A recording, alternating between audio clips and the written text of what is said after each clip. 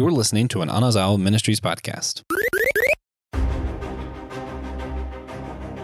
Were you the dweeb in high school who transcended superlative stereotypes but got bullied anyway? Did your dream car come to life and destroy a salesman's entire inventory to make it easier for you to buy it? And do you love watching CGI robots fight and blow stuff up? If you do, this is the right place for you, because this is Systematic Geekology. We're the priests of the geeks, and we're talking about Transformers. Not the whole thing. We're talking about the 2007 movie with Shia LaBeouf and Megan Fox. I'm Nick, and I am here with three other systematic geekologists. We've got Adam. First off, Adam, how are you? I'm well, having fun, hiding in my basement from my family. So, all in a day's work. Yeah, we love hiding from our family, I don't know. Weird comment on my part. I love my family. Don't like hiding from them most of the time. And secondly, we've got Wilbo Baggins. How are you, Will? Yeah. Hey, everybody. It's good to be here. I'm kind of crashing this party with Transformers. Really love this movie. I think we could say it's a game changer out there. It was a game changer back in 2007. And I'm hanging out, ready to geek out with you guys. Freak yeah. Game changer indeed. And last but not least, I'm gonna say we got Keno with us. Probably, and when I said I'm going to say probably the best looking of the systematic ecologists. How are you, Keno? Mm-hmm. Well, I appreciate that. I don't think I'm the best looking. I need a haircut actually, but no, I'm good. I'm good. This is. Listen, I when I saw that we was going to do this episode, I would tell you this. I've been watching Transformers since they came out. Okay, like literally like the first episode, like original box TV watching Transformers. So yeah, this is exciting for me, because to see these robots come live action on the screen was an awesome thing. Well, that's great. I think that's a great transition point, because I'm going to ask you to just keep riding that train, Keno. Okay. I was going to ask everyone to share their Transformers experience, how they got introduced to it, and then what led them to the 2007 movie. So break it down for us. So I remember as a child just watching every Saturday morning.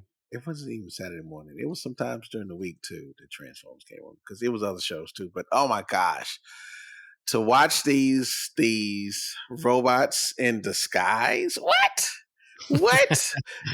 everyday things could just become robots. What you talking about? Like it was this was it. And then for me, as a young adult, watching these movies, like it was like, oh my gosh, this was nostalgia meets my life right now meets, oh, this could be nothing's better than that.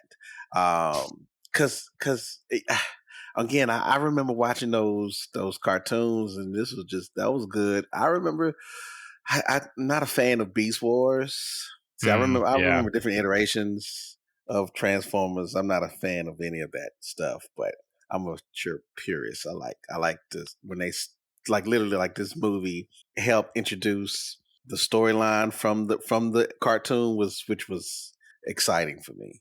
Yeah, that's rad. I also love that you're a Transformers purist. I didn't know they existed, but we have one in the in the Systematic Geekology studios with us right now. There's probably purists and a spectrum of like fundamentalism or progressivism in every single genre or fandom there is. That's what I love about the Systematic Geekology. Like everything, no matter what it is, there's probably like a stoplight purist. Like, I don't like the way stoplights are done in 2023. I remember back in 1980. That's when real stoplights. There is a subreddit somewhere. There's a subreddit somewhere coming in on thing. But yeah, everything. That's what humans do, man. That's what humans do. Humans are going to human. Yeah. So, tell us about your experience, Will, as well for Transformers. Yeah. So guys, help me remember. So Keno, did the toys come out then the cartoon, or the cartoons debut when the toys? Did they go hand in hand? Were they like, we got this, we're going to just roll this out simultaneously, like at the same time, like roll out? It was hand in hand. Like as soon as the cartoon dropped, the commercial dropped for the you went straight to the store to go get Optimus Prime and Megatron. Sorry, you was ready for those things. So they dropped simultaneously. There was no. I think I'm correct in saying that Hasbro just said, "Hey, we're gonna just try something here. We're gonna just do a cartoon and a toy line at the same time, just to see what happens." Because but it was the 80s, and oh my gosh, that was a great time. So when the toy debuted in 84, I was 12. So I was just in between, like a tween kind of dude who was like, am I still like a kid that plays with toys, or do I want to be like a cool skater surfer and not play with toys, but go like chase girls and be like play 1984 Van Halen Jump along with dropping in on half pipes? Like, what do I want to do with that? Right. So that was kind of where I was in that time. But I do remember, like, I had a brother 4 years younger than me. So he was into things. I was super into Star Wars, and the toys had them all. Right. And so I think George Lucas, with those toys, everybody saw how much money he was making with toys. Like, what can we do to make cool toys and then promote a show or a movie or an action figure or a cartoon? So then, He-Man, Transformers. My brother was into it, and I remember trying to be cool and be like, no, I'm cool. Like, I'm just going to go scootering and biking and skateboarding and surfing. But then when he was gone, I would like check out his toys, and then I like grab the Transformer and like transform that car into a robot or a gun. Like, one wasn't even like one would I know that's Megatron, but like you have like some that are like vehicles that are like ready to go and functional, and then you one just changed to a gun. So like, okay. But yeah, so that was me. No, what you talking about? Don't judge the gun. I know, okay? I know. But I'm just saying, that like, was Megatron. Megatron was the gun. He was the big cahoon. He was the but big he gun. needs someone else to grab him and shoot him. Like, that's true. He needs somebody else. He's dependent. But that like was, anyway, that was Soundwave. So we ain't worried about that. See? Yeah, Soundwave. So it was in that time of my life where it's like, where am I in this tween kind of place in my geeky life? But always kept my eye on geeky things, even when I thought I was too cool for school to do that kind of stuff. And then, man, when the movie came out, we were all about it because of Michael Bay. I guess did Bad Boys. He did a couple others, and the year that he was doing this movie live action, we were there, and couldn't wait for it. So, yeah. Weird Transformers fan. I can't say I've seen them all the Transformers since the 2007, but that movie made an impact on us when we saw it. So yeah, fun. Yeah, I've seen a lot of them after too. We may have to cover some in return because at least the first three are pretty fun. Well, I hear that some people will say, and I'll reference this later. We're talking about recommendations. Like there's a new comic book coming out with Transformers. Daniel Warren Johnson is the writer and artist. My favorite creator out there is a comic book creator these days, and he's launching a new Transformer Nora comic coming out pretty soon. And I heard him on a podcast talking about like one of the greatest movies of all time is the 1986 cartoon animated movie of Transformers. I have not watched all the way through. I've watched a little bit of it, but people will say that was fantastic. Yeah. No, listen, those movies those movies brought the history and the story back. So no, it kept the storyline going. It kept the aura of the Transformers in everybody's ethos and thoughts. That I'm telling you, when this movie dropped, it was a game changer for the franchise. It was a huge game changer for the franchise. Because correct me if I'm wrong, but I don't think Hasbro even considered, what they had. They was like, oh, we got this story. Everybody else is doing movies. Let's just do a movie. Let's do a movie with Transformers. Let's just see what happens. And thankfully, they got some folks who knew and were fans of the 80s cartoon that made it work, because it could have went totally left field. No doubt. Because anyway, going back to it, we've got Keno, who was all in at the beginning, sold in. We got Will, who is coming up in his awkward tween years, being a nerd from a distance, that sort of thing. Adam, talk about your Transformers experience, your encounter with the robots in disguise, if you will. Well, in the 1990s, there was this little Canadian company called Mainframe that did a popular television show called Reboot. And I loved this show, Reboot. And they eventually got the rights to Transformers and did Beast Wars, which was my introduction and still one of my first loves in the world is Beast Wars. I still love that show. I think it's fantastic. I know Keno is not a big fan of it, and that's okay. We can agree to disagree. I had a blast with it, and I loved it. And, Nice. I never really got into the 80s cartoon, but I was excited to see it. I will say this, Adam. I do like it. Okay, good. This is one of my favorites. We just bonded there a little bit. Yeah, I do like it. Yeah. But anyway. So the 2007 movie is really my first experience with the traditional Transformer storyline, and so that was really exciting to me going in with these fresh eyes, only knowing of the original Transformers based off of what happens in Beast Wars, because there is some crossover. You do end up seeing Optimus Prime before the 80s television show. You do actually see him in it. So that was kind of cool. So, yeah, that was my first experience with it. I like it. I probably saw the toy commercials first and had friends who had cool Megatron and Optimus Prime toys. But I grew up with Power Rangers. And, of course, they also had the same kind of method where it was Power Rangers. And then, of course, you got the Megazords. And I really didn't get into Transformers until the 2007 movie. So at that point, I think I was in 8th grade, and I had one of my first girlfriends at the time, and I think I went with some friends and took her with a group of friends, and it was one of my first movie dates. And after that, me and my friends went and saw the following two after that in high school, and then of course, every other year or every 3 or 4 years, there's another Transformers movie that continues to this day. And they're fun movies. So appreciate everyone sharing. So let's go back to your actual experience with the 2007 movie when you saw it for the first time. So I know that when I first saw it, I thought the special effects were up there with previous revolutionary effects like Jurassic Park and The Lord of the Rings. And so I guess, I had talked about my first experience on a date. Absolutely love the movie. You just see the action and how realistic the Autobots and Decepticons looked, especially thinking about 2007. It just looks incredible. So tell me about your experience, and do you think that the special effects were that revolutionary? Yeah, I'll hop in. So I was 35 at the time when this movie came out in 2007. I had young kids.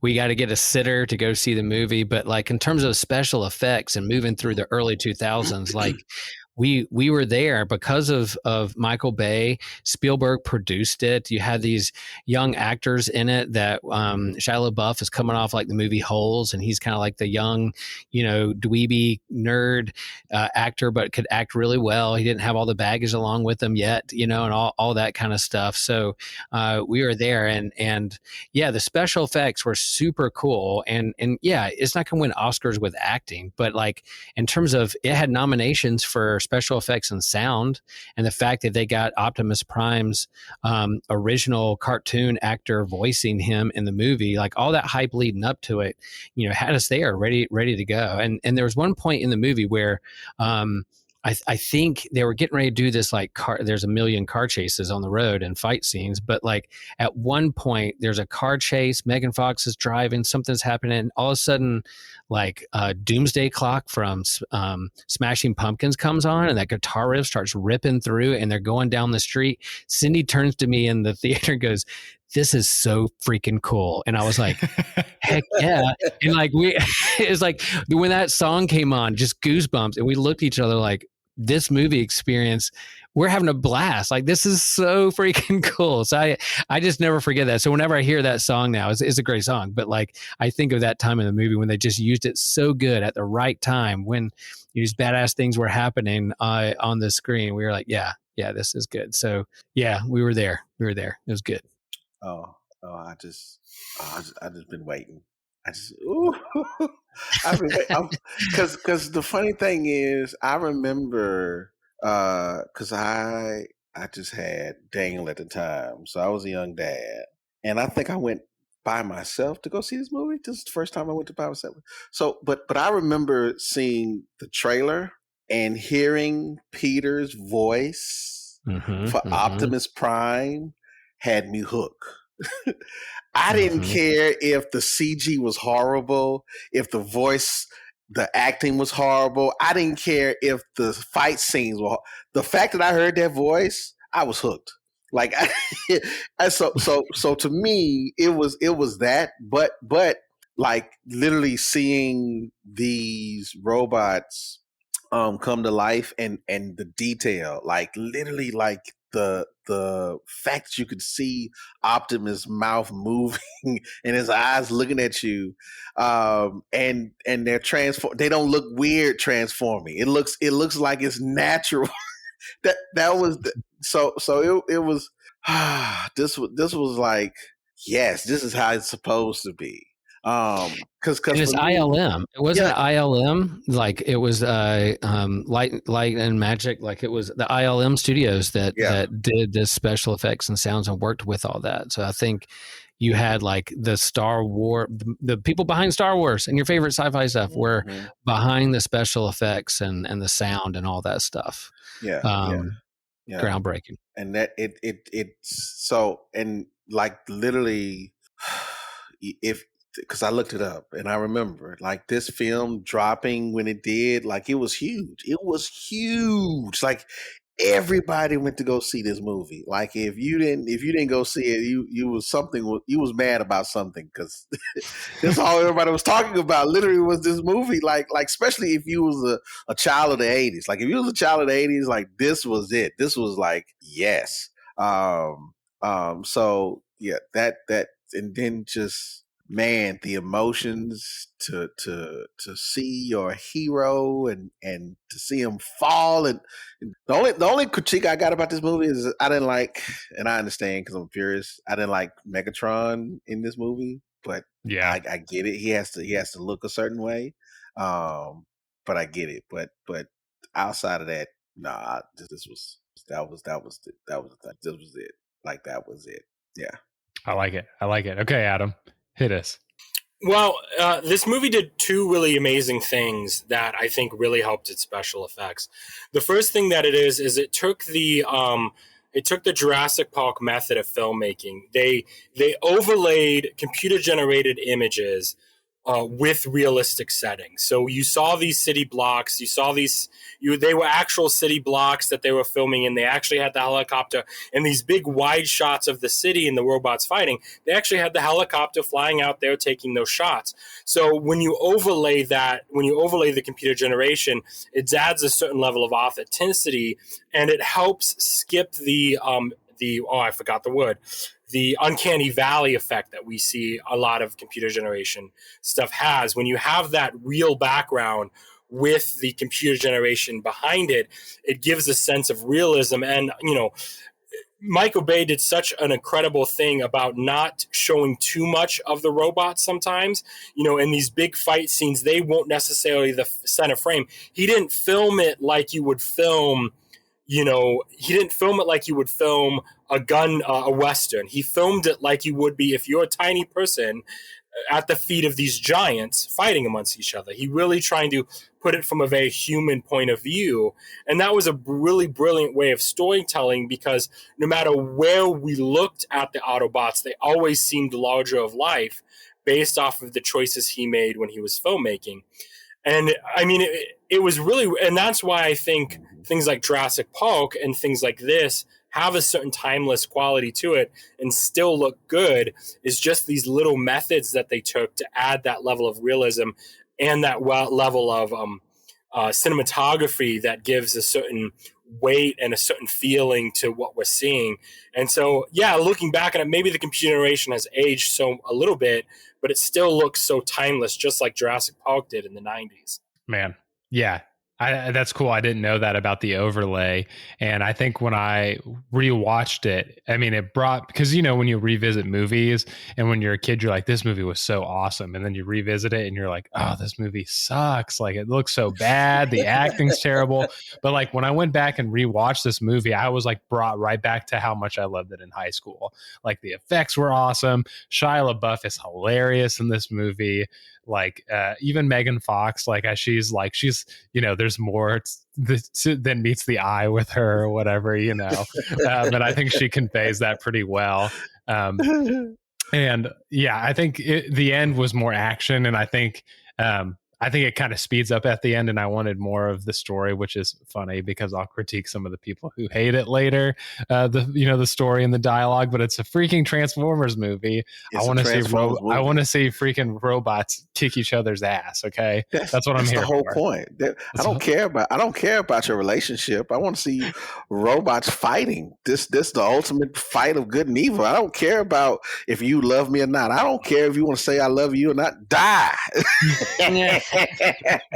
Go ahead on and die, okay? I don't care. I just want to see Optimus beat Megatron. That's it. Starscream cowering away like he always does. That's it. Like, no, I don't care about that. Yeah, because I heard the critiques. I understand the critiques about the dialogue and the acting, and but it's an action movie. It's an action movie. It's about giant robots fighting. What you expect? Care about how you think about what they got to say, and this is not a Oscar winning moment where it's like the Titanic. You know, because you know the ship gonna go down. Yeah, we know how that ends. No, nobody cares about that. No, what you want to see is these robots.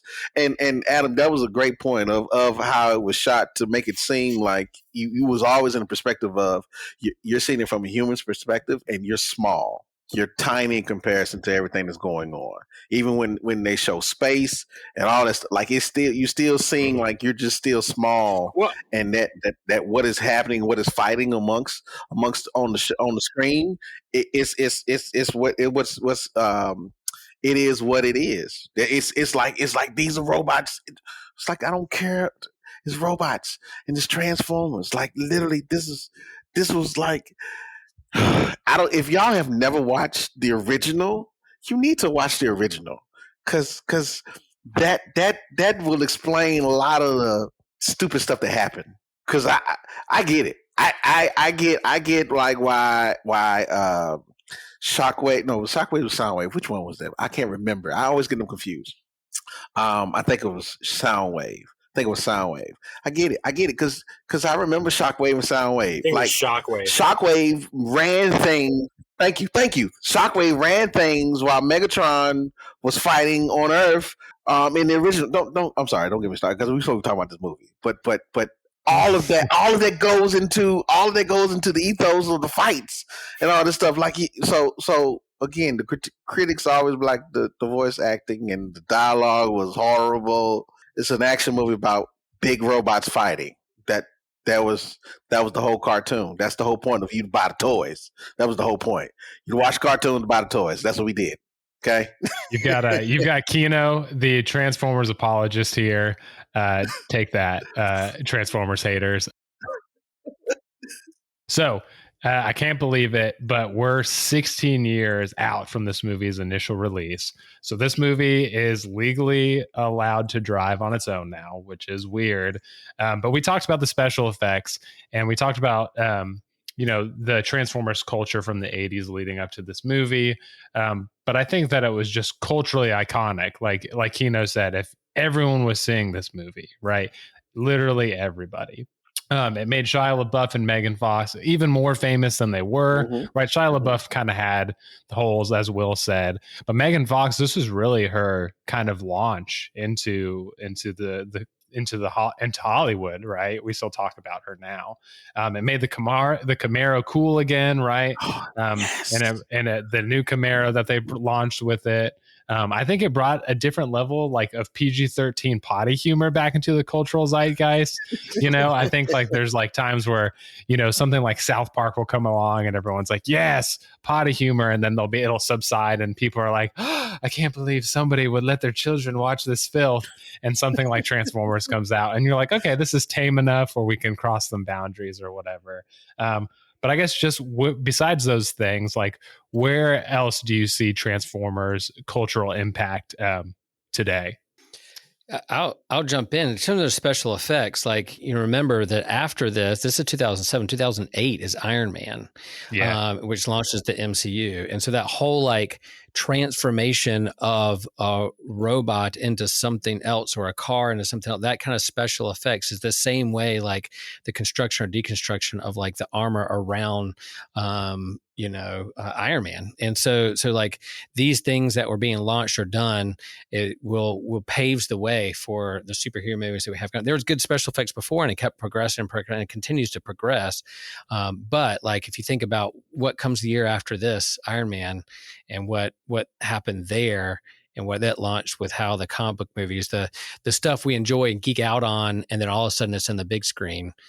Here we go. Like it's the whole, it makes geek and nerd and toys cool again, or we're getting ready to go into our heyday of like geeks and nerds being cool and being on the main stage, like San Diego Comic-Con being like not just a fringe group where nerds hang out, but like Hollywood wants to go there and launch its main movie of the year to be legit because it wants all that nerd money. So I had not thought about Transformers kind of being the trailblazer for blockbuster mainstream nerd media. When I think you're absolutely right about that, which is just kind of mind blowing. Yeah, huge. Adam, what about you? I agree. The 2006 and 2007 film year, when we look at filmmaking that time period, it was really, I think it was the last of the golden era before the superhero genre took over everything. And when you watch kind of how much filmmaking has changed since those last years, this really was one of the last of the traditional blockbusters that we didn't really see again until Maverick that came out last year. Before, other than that, it was all superhero movies, or even Star Wars had a really tough time kind of shifting into the superhero place.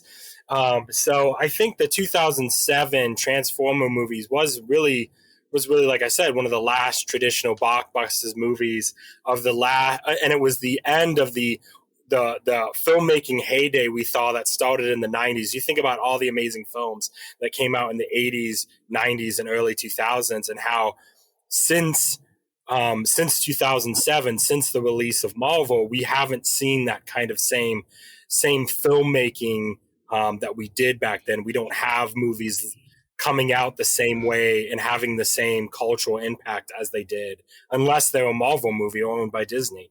And that's really sad for me. So for me, this movie in particular is just like a flashback to a more hopeful time in filmmaking, that there's still great opportunities and great franchises to come, versus where we are now 16 years later, and we're like, wow, a lot of that didn't pan out very well. No, that's, I hadn't even thought about that either too, because there's been time like movies after that, it's true, look different. And I'm a big Lord of the Rings fan, and so the Lord of the Rings original trilogy is such a masterpiece and brings some of that traditional stuff in that golden era, as you talked about, Adam. And then, of course, the Hobbit trilogy kind of enters into that superhero thing. and utilizes all of the superhero stuff, and it's really kind of not enjoyed by Tolkien fans generally. And that's not to say, right, because Marvel and in the MCU, that's like very special and unique to the MCU, and where that that charm and the ability, like what people are expecting. And I think, like you said, the industry kind of expanded that. And I think especially in the 2010s, it was overused. And I think like we might be entering out of that phase. Anyway, I don't have super strong opinions about that, but I think you're right about how, as Transformers kind of being that last kind of traditional blockbuster movie. Very interesting. Keno, what about you? And this is pre-social media. Yeah. So you didn't have those type of snippets and everything where you could push the agenda and get people excited about the hype. You know what I'm saying? So Adam brings up another good point, but another cultural aspect about Transformers is that it introduced you to a franchise that no matter where you were, you could grasp in it and fall in love with it. Like literally, this movie made Transformers cool. Yeah, no doubt. They for everybody, like literally for everybody, and what Will was pointing out is very true. Is like Transformers, I believe, made Comic-Con and geekdom fun again for a older and newer generation. Yeah. I think Transformers was the bridge that helped. They helped bridge the gap between the old geekdom and the old guards and the new guards. Literally, because you, if you like geek stuff, you couldn't find any fault in this movie. If you liked sci-fi, you couldn't find no fault in this movie. If you like action, you couldn't find no fault in this movie. And if you are someone who likes comics or mangas, that all evolved from the cartoon. Like that's the interesting thing. Like that the cartoon launched all of this, and they didn't think any of this was possible. They was like, I'm just gonna put some toys together and see what kids do. But they in my opinion, and I hope we talk about this later, but Hasbro has a unique ability to create something that no one else could ever do if they utilize what they have. Like literally, like literally, and I'm not trying to be funny, but I think Barbie, My Little Pony, G.I. Joe, and Transformers should all be in one movie. Like they should all be in something. Like some point. Just I have to go here a little bit, so I might jump off before everybody else, but I will share that like in the comic book world, Robert Kirkman, later on the recommendation, Robert Kirkman created this new comic called Void Rivals, which is kind of like two warring aliens, humanoid aliens that are at war with each other, kind of like a Romeo and Juliet, two warring family, but it's set in the G.I. Joe and Transformer universe. And nobody knew that. They just knew a comic book was coming out by Robert Kirkman, this kind of sci-fi comic. And one of the last pages, like a Transformer there that flies off. Like, where is this set? So it's set in the universe of like G.I. Joe and Transformer. So it's happening. It's coming together in this comic world. They're bringing together. So it is funny. Like, yeah, these toys, it would be, if you did a Lego / movie and you brought in all the different popular toys to come together like Endgame, and they have to assemble to do something would be pretty rad. I'd be there for it. I'd be there for it. Hasbro, listen, we need a Hasbro universe free for all, Super Smash Bros. Style movie or video game. Maybe not the video game. Well, I don't know. Anyway, I don't know. That might be cool. That might be cool. Might be fun. That's cool. Have a Barbie kick ass. Dude, Barbie kick ass? That'd be awesome. Especially if it's Margot Robbie, like it's over. It's over. So, looking at different timelines again for this movie, it was made 6 years post 9/11. Bush was still president, right? In the movie, he's even in Air Force One. He's give me some ding dongs, darling. Like I actually forgot about that part, and I was like, oh yeah, Bush was president, and that's hilarious. So we're the day as we're recording this. It's the day after 9/11, but this whole movie is about aliens and weapons of mass destructions, and it kind of it fits into, you know, as the intro that sets the tone for the whole movie, right? We're in Iraq or Afghanistan, and that's where they encounter the weapons of mass destruction, which are the Decepticons. You know, Michael Bay, who directed the film, is also like famous for war films. He's very kind of gung ho about patriotism, and also like movies with lots of explosions. So more than 20 years now, removed from 9/11, and as 16 years removed from the movie, do you think that the depictions of war and American security holds up? Or is that question looking too much into a very nerdy and fun film, and we should just, you know, enjoy it for what it is? No, I think it fits because I like, again, here we are, flip back around and wherever we are, yeah, we're past kind of post Bush and we're trying to get out of the Middle East and there's all that kind of stuff. But yet there's still this conversation around robots and AI and drone strikes and those kinds of things. And if you really think about this movie, the humans are caught between two roaring giants, like you all said, like Keno said, like the size of the humans versus the robots and the monsters. And it reminded me of like a Godzilla movie, like humans caught between two monsters fighting, and they're the ones who are the victims of the fallout between these kaijus fighting it out. And what do? You just got to run for safety, and so they're caught between these warring factions. And you have these countries now, you know, where you know. Tensions are high, but you have the big companies, you have the 1%ers, you have these militaries who are standing off with each other, and yet the common people are kind of there at the bottom, caught between the two. But they're really the ones that are the masses that have the voice that could vote out or vote in or rally or protest. So I think all that's kind of there within the movie, especially, yeah, you have Autobots are really outgunned, you know, like they're really outgunned, but they have the humans on their side with some extra weapons and gusto and the heart and the hero. Like they're there to really help them along on the good guy or on the right side of this battle. But I still think it applies today. Like what are us humans caught between the monsters of the military industrial complex or roaring economies or the threats that are out there, and it still comes to, you know, again, we still wrestle with like, what if robots become sentient? Like we're still thinking about that one 16 years later. That's not going away. So yeah, I think it still holds up, and it is interesting. I didn't realize that, you know, post 9/11, and then here we are the day after 9/11 thinking about how that changed things. We're still wrestling with some of the same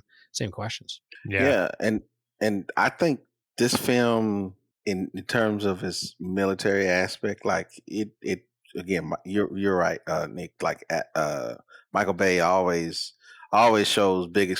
Like if you go to a Michael Bay movie, you know it's gonna be some explosions, but it's gonna be some good fight sequence. Like it's gonna be like off the chain. It's gonna be off the chain. So it's understandable to expect that there's gonna be loud booms. but this movie also introduced us to something that was happening post 9/11 that we didn't think about, which was the addition of drones in combat. Like literally the flightless drone, the manless drones. The manless drones being introduced in combat. Like we didn't have this. Now we got these aliens and robots that are fighting, and we're fighting too. We got these our planes and our guns on our ships, and we got these drones that we can fly and navigate because of their technology, supposedly. You know, so yeah, no, that it introduced us to what is still happening. That again, if you think about that has happened since 9/11, especially with the war in Iraq and Afghanistan and the fighting in the Middle East and Africa and even now with Ukraine and Russia, with these drones are now having the capabilities of doing more than just surveillance. They can now do strikes. They can just send them in as kamikazes. Like these drones, but during that time, this was all new. But in this movie, this was the stuff that was happening. Like it was already happening. Like according to what we saw in the movies, like this information was always there after the moon landing. Yeah. No, it's very cool. You know, like you said, it's This movie is not just very political, right? You're literally in the Department of Defense, right, throughout half the movie, right? You're in the battlefield with the military, and these drone strikes, like you said, at the time we had never really seen that type of technology used in warfare. We've got Transformers, and alongside it, we're like watching this, and it feels like a sci-fi movie, and it is, but like the stuff that the military was doing for the most part was up to date and actually happening, which is crazy. Especially that big gun in the Revenge of the Fallen, when they shot, I can't remember what was the big Destructicon? Is that what his name was? When he was on the pyramid. Yeah, and they shot from the sea to the pyramid, a big old gun off that. I was like, what kind of gun is that? I need to look that up. Was that real? Was that real? I don't think it was real, but okay. You never know. You never know, because the military do allow him to use their stuff. It's true. That gun was like based off of Transformers technology or something like that. That's right. Yeah, okay. Yeah. But I'm like, I forgot about that. It's fun. But I'm it's like, fun. Does the Navy have a gun like that? What are they hiding from us? The truth is out there. So Adam, what about you? Give us your thoughts on the culture of war and Transformers post 9/11. Well, you definitely saw this huge uptick in these kind of films and these kind of stories, and you see that. I think you see that in two waves. You see these kind of things happen right after these major turning points, and then decades later after these turning points. Because, like, if you think about the onslaught of World War II movies that have been released, most of them weren't released right after World War II, but they were released, decades later. And in this case, it's so interesting because if you look at the cultural commentary in filmmaking, I mean, every show between the years of 2001 and 2012 has some sort of commentary. I mean, you saw it in shows like Bones. They had a commentary about it. You saw it in things like, I'm pretty sure Heroes made comments about it. So it was really common for Hollywood to weigh in at this point. Now, to Michael Bay's credit, I feel like he used what was happening in the Middle East as a backdrop, and not really as a focal point. I never felt like he was trying to make a statement about actions in the Middle East, but yet use it as a backdrop. And it goes back to what I was saying about the timelessness of it. So here in 2023, I can look back at that movie and I don't immediately think back to that time of political turmoil. I think these are soldiers out in the desert, could be any desert, could be anywhere, and they're stationed at this location and these things happen. And I think that's to Michael Bay's credit as a filmmaker. However you feel about Michael Bay, I think that was really wise of him, because it does allow some of his movies, especially the original Transformers, to kind of outlive its, frame of reference, if that makes any sense at all. Yeah, absolutely. I think you're 100% right, Adam, especially with it just being a backdrop where it is really, and it speaks to its timelessness, that it isn't really making a sort of political statement, except that anyone who wants to destroy people for their own gain is bad, and we need to rely on heroes, whether they be human or alien robots, to fight against evil like that. Yeah, it's really good. I don't think I've got anything else to say except that I think that both of y'all brought some really good insights, and I'm glad that I think it's just more of wrestling with those questions with technology, war. What do we do with that? How do we interact with each other, et cetera, et cetera. So very fun, very cool. So, we already got a little taste of what Keno said earlier about just kind of the critiques that come to this movie. Some people say it's shallow or has cringy dialogue. And I think we understood, but I think it's just, I think those critiques are just make people who don't want to have fun mad. Okay. That's my opinion. That's not to say there isn't some valid criticisms, especially a lot of people talk about it being a giant commercial. But so is Back to the Future, and that movie is one of like the perfect pieces of American cinema as far as blockbusters and great movies like that. So I think we know at least where Keno stands. But where do you stand? Is it good to have movies like this in pop culture, or is it just advertisers' way of selling us whatever they see fit? And we'll go with Adam on this one, and then Keno, pick up where you left off from earlier. All right, that's fine. Well, the truth is the original. I mean, when you look at the '90s, it was all about selling toys.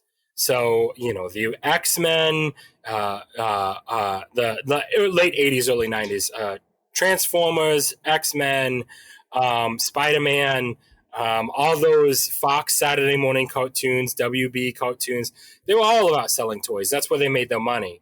And so to fast forward to 2027, and really in the early 2000s is when we started having the product placement conversation. This really was a spearhead of that, which people don't really realize, that the kind of product placement we see in the Transformers isn't something that was as of the forefront as it has become. And my sentiment is it's not any different than what they were doing in the 90s. So I don't think it really matters now. If anything, it gives it a sense of authenticity to see a Mountain Dew machine come to life and attack people as much as these things can. I think when we see these like Mountain Cola, I think that's more of a distraction than if it's Mountain Dew. So I do think they got a little handy-heavy in later films when, they actually would stop and be like, I think Wayne Wood does this really great bit where he like holds up the Pizza Hut pizza as a joke. And they really did that in later films where they're like, oh, let me tell you about this pill speaker, and they have like a 3-minute commercial in the middle of the movie. But for the 2007 version, I think they really balanced between their need to satisfy advertisers because they could have all these cars and they got money from all the manufacturers to have these cars in the movie, and balancing the actual story and the storytelling to its credit. Yeah. I love just the fact I got distracted. I love all your points, but especially just the Wayne's World bit. I love that. Why are people, I just hate when people sell out, man. And they got like the little Advil, small, but different. And like you said, they go on a whole commercial about a freaking pill speaker. It's pretty great. Satire and parody become reality. So Keno, build off where you left off before. Listen, these movies, especially the first three, because they were all Michael Bay's. You could say what you want about the commercial appeal and selling and the bad acting and the introduction of the Camaro and GM, all GM vehicles, which made everybody want a GM truck. Like if you wanted who was the GM truck? It was not Ironhide. It was Ironhide. That's Ironhide. Yeah. You wanted that Denali. You wanted that. Like so you these movies it was just a quintessential American feel good movie. Like this should make you feel good about everything about America, because this is it. Like you have war, you have guns, you have trucks, you have tanks, machines, you have relationship. This is all America. This is it. You cannot get away. And like the sad truth is, like, Hasbro and Paramount knew exactly what they were doing when they released it on July 4th weekend. They knew exactly what they was doing. That's why it was one of the highest grossing movies of that year. Like, they knew exactly what they were doing. And the fact that they pushed the needle and said, we're going to do it again for another 2 years. We're going to give you another one, right, in 2 years. Oh, yeah. No, so, but just these movies, again, introduced us to a world that Hasbro had in their pocket that they never knew. They never really explored it. They was like, hey, we got these guys, we could do something with it. What you do? And again, I applaud them for trusting the writers, the directors, and the producers to create something that, again, they didn't know what they were doing, but yet they used the cartoon as a source. That it wasn't. It's not a pure thing. I don't expect it to be, but again, the fact that they brought in Peter, that in of itself drew in a whole generation of adults who are like, oh yeah, I don't care. I'm telling you, you could ask any millennial and ask them about Transformers, and the fact that they had Peter as Optimus Prime, they could care less about anything else because they remember that voice. They remember that, and but that was the magic about this anyway. And then the fact that in the third iteration, which was the something on the other Dark Side of the Moon, yeah, Leonard Nimoy as Sentinel. Look at you, y'all knew exactly what you was doing. You knew exactly what you was doing, and we not mad because we loved it anyway. We knew how you was sucking us in, and we didn't care. We was like, I'm taking it all in. Yes, we're a sucker for all of it. And so what? If you don't like these movies, which I don't see anything that's bad about them, because it's a great movie. Now the acting is subpar, but it's an action movie. There's no acting really in action movies. Like, who wins Best Actor in an action movie? If you know of anyone that won an Oscar for the Best Actor in a live action movie, please tell me, because I'll be surprised. It always had to be a tearjerker. Just Casablanca and all that other stuff, but not no Michael Bay boom military stuff. No. That ain't happening here. No, this was just about cars, robots, and the military. That's it. Yeah. Michael Bay went down to Georgia looking for a soul to steal, and he stole Keno's. He stole Keno's soul. Keno is all in on the Transformers and all that good stuff. I am too. I agree wholeheartedly.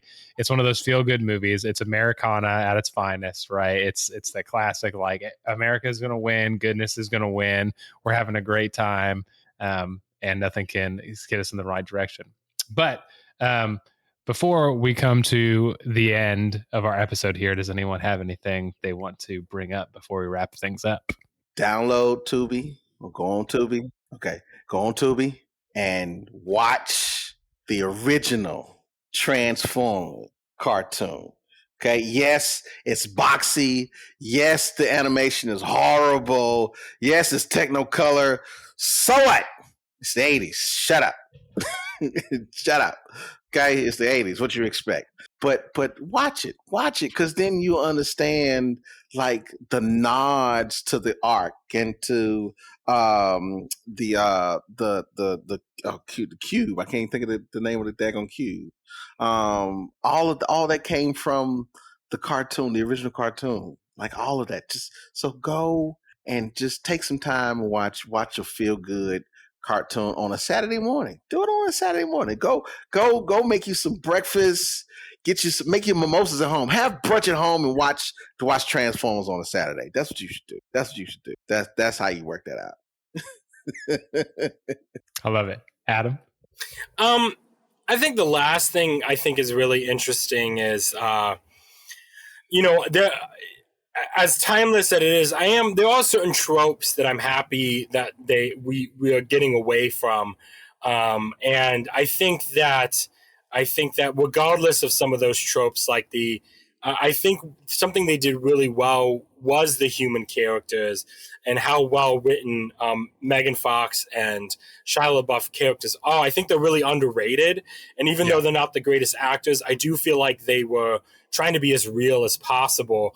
And the thing that I liked, and this was before that, you can have there's a lot of commentary on maybe how they exploited Megan Fox's looks a little bit, but she always felt competent. She always felt a part of the story. She never felt like she was a screaming girl.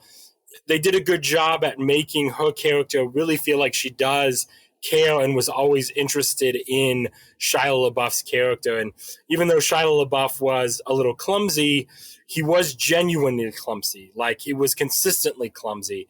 And so I think a lot of criticism, I come from an acting background, and so a lot of criticism of their acting is really unfair. And I think if people just really try to look past what they think the character should be played and just look at how they play them, you really do see a genuine relationship and a genuine connection between the characters. And I do think that's a little bit why I think the third movie is so sad, because it doesn't make sense that after everything they went through in these two movies, that Megan Fox's character still wouldn't be there.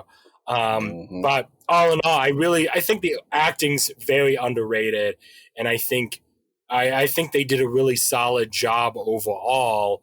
And I think if people just kind of like take off some of the get past some of the negativity and just kind of like just sit back and just watch what they do, it is pretty solid. It is much better than people give it credit. Yeah, here, concur wholeheartedly. You feel invested in Shia LaBeouf and Megan Fox as characters. And like you said, I agree with everything you said there. And then with Keno too, go watch the 1986 film. Go listen to Stan Bush, The Touch, the original song created for that movie. It is an 80s freaking power ballad. As this show finished, I wish that we had the rights to it so it could be the outro for this episode. That would be awesome. I love that song. I listen to it all the time. You got the touch. Yeah. So we will move on to recommendations. Besides, we'll keep it outside of Transformers, but any recommendations for our listeners, Keno? I'm still on Vanland Saga, so that's what I'm still doing. I'm working my way through it. I dropped off, but I'm back on it. So that's my recommendation, because that's what I'm currently doing. Yeah, that's the Netflix anime series, right? Yes. Okay. Very good. Adam, what about you? Your recommendations? My recommendations, if you haven't seen Dungeons and Dragons Honor Among Thieves, I didn't catch it when it was in theaters for a lot of different reasons. Not because I didn't want to, but I rewatched it recently, and it was really fun. It was just a fun.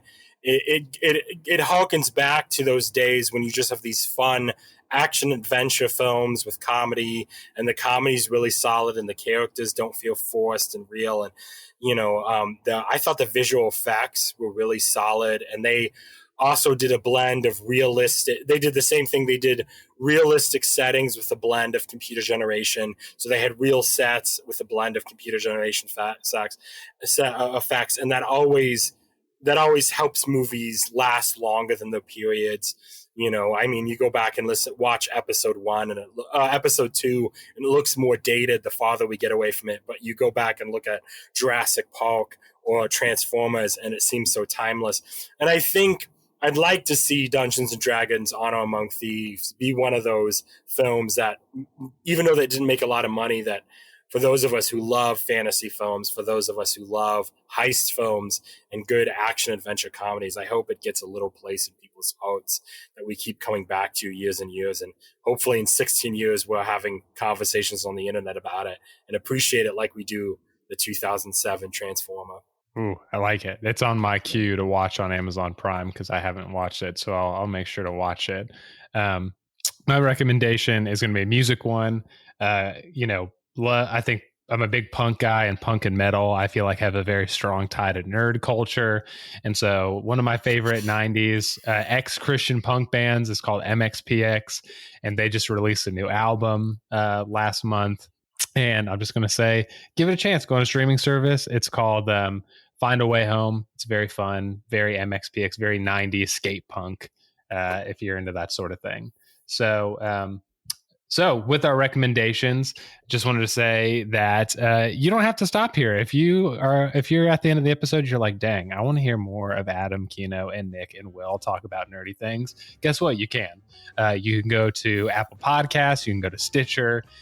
you can go to Spotify, you can go wherever you find podcasts, download episodes, listen to them once, listen to them again. Go to our YouTube channel, subscribe. We've got some awesome content over there. We've got live streams. We've got different episodes about horror stuff that Christian Ashley has been put on. We've got lots of stuff that you won't find on the podcast stream.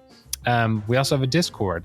So if you want to be part of the community, nerd out with us after hours, maybe wake up on Saturday, make yourself a mimosa, and tell Keno on Discord that you watched the Transformers cartoons. Tell Adam that you went and you watched Dungeons and Dragons, and tell me that you listened to the new XPX album. And also support us on Patreon, on Captivate, if you really like us and want to keep the show going. It means a lot. But everyone, until next time, remember, we are all the chosen people, a geekdom of priests. Peace out.